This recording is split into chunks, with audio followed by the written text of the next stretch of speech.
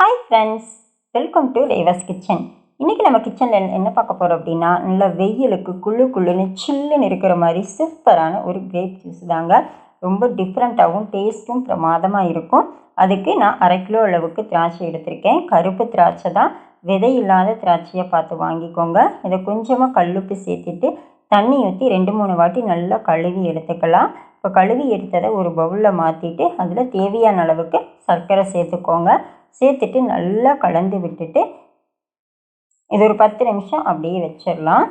இப்போ இதை குக்கரில் வேக வச்சு எடுத்துக்கலாம். ஒரு குக்கரில் கொஞ்சமாக தண்ணி ஊற்றிட்டு அதில் தூக்கி வைக்கிறதுக்கு ஒரு ஸ்டாண்டு வச்சுக்கோங்க. நம்ம ஏற்கனவே கலந்து வச்சுருக்கிற திராட்சையை நல்லா க்ளோஸ் பண்ணிவிட்டு இதை அப்படியே தூக்கி குக்கருக்குள்ளே வச்சிடலாம். வச்சுட்டு இதை 8லேருந்து 10 விசில் வர்ற வரைக்கும் வேக வச்சு எடுத்துக்கோங்க. தண்ணி எதுவுமே சேர்க்கக்கூடாது.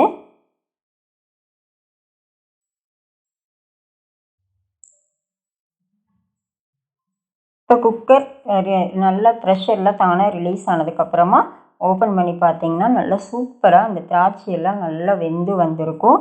நம்ம தண்ணி எதுவுமே சேர்க்கலை, ஆனால் அந்த திராட்சையில் இருக்கிற தண்ணி தாங்க. பாருங்கள், பார்க்குறதுக்கே நல்லா கலர்ஃபுல்லாக எவ்வளோ சூப்பராக இருக்குன்னு, ரொம்ப டேஸ்ட்டாக இருக்கும். இது நல்லா ஆறுனதுக்கப்புறமா எடுத்து அப்படியே ஃப்ரிட்ஜில் வச்சுட்டு நம்ம தேவைங்கிறப்ப எடுத்து நல்லா சில் பண்ணி குடித்தோம்னா ரொம்ப சூப்பராக இருக்கும். நல்ல வெயிலுக்கு குளுன்னு இதமாக அவ்வளோ டேஸ்ட்டாக இருக்குங்க. கண்டிப்பாக நீங்கள் செஞ்சு பாருங்கள். குழந்தைகள்லேருந்து பெரியவங்க வரைக்கும் எல்லாருமே விரும்பி சாப்பிடுவாங்க. இப்போ இதை ஒரு டம்ளர் எடுத்துகிட்டு அதில் கொஞ்சமாக ஐஸ் க்யூப் சேர்த்துக்கிறேன். நீங்கள் தேவையான அளவுக்கு ஐஸ் க்யூப் சேர்த்துட்டு இதில் கொஞ்சமாக ரோஸ் வாட்டர் இருந்துச்சுன்னா ரோஸ் வாட்டர் கொஞ்சமாக ஊற்றிக்கோங்க. லைட்டாக எலுமிச்சம்பழத்தினுடைய சாறு கொஞ்சமாக சேர்த்துக்கலாம்.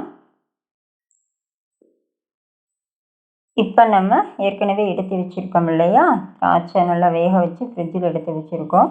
அதையும் சேர்த்துட்டு சாப்பிட்டிங்கன்னா அவ்வளோ டேஸ்ட்டாக சில்லுன்னு சூப்பராக இருக்கும். கண்டிப்பாக மறக்காமல் இந்த ரெசிப்பியை உங்கள் வீட்டில் செஞ்சு பாருங்கள். குழந்தைகள் கண்டிப்பாக வீட்டில் திரும்ப திரும்ப கேட்டு வாங்கி சாப்பிடுவாங்க. அவ்வளோ பிரமாதமாக இருக்கும்.